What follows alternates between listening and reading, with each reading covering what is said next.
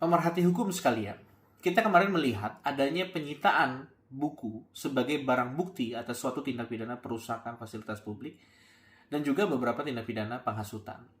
Yang menarik dalam konteks ini adalah apakah buku dapat dijadikan barang bukti dalam suatu proses peradilan pidana? Jawaban ini secara sederhana dapat kita lihat dalam pasal 39 KUHP.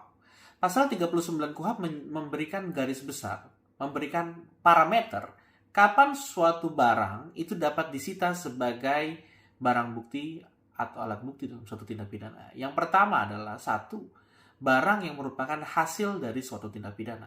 Apakah buku tersebut dibeli dengan pencurian dan lain sebagainya jika tindak pidana pencurian. Yang kedua, barang bukti yang digunakan sebagai alat dari suatu tindak pidana. Apakah buku tersebut digunakan untuk melakukan perusakan? Buku-buku tersebut ditumpuk kemudian untuk dilakukan pembakaran dan lain sebagainya. Jika memang digunakan sebagai alat tindak pidana. Yang ketiga adalah barang yang digunakan untuk menghalang-halangi suatu proses penyidikan pidana atau obstruction of justice. Apakah ketika mau dilakukan penegakan hukum dia melempari aparat dengan buku misalkan. Itu bisa digunakan sebagai barang bukti yang disita.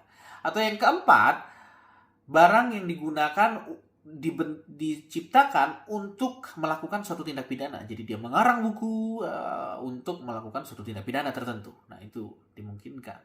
Atau yang kelima adalah benda yang memiliki hubungan langsung dengan tindak pidana. Nah, ini memang yang kelima adalah parameter yang cukup luas, tetapi tetap ada kata-kata memiliki hubungan langsung. Sehingga hubungan langsung ini harus dibuktikan juga apakah ada hubungan langsung antara buku tersebut dengan tindak pidana tersebut. Ini berkaitan dengan salah satu parameter penting dalam proses pembuktian. Dalam parameter pembuktian itu ditegaskan bahwa alat bukti atau barang bukti harus memiliki relevansi dengan suatu tindak pidananya. Sehingga apakah barang bukti tersebut memiliki hubungan langsung dengan tindak pidananya? Itu yang kemudian harus dilihat. Apakah yang memiliki hubungan langsung itu sekedar judulnya saja? Deskripsi tentang bukunya saja? Daftar isi terkait bukunya saja? Atau keseluruhan isi bukunya?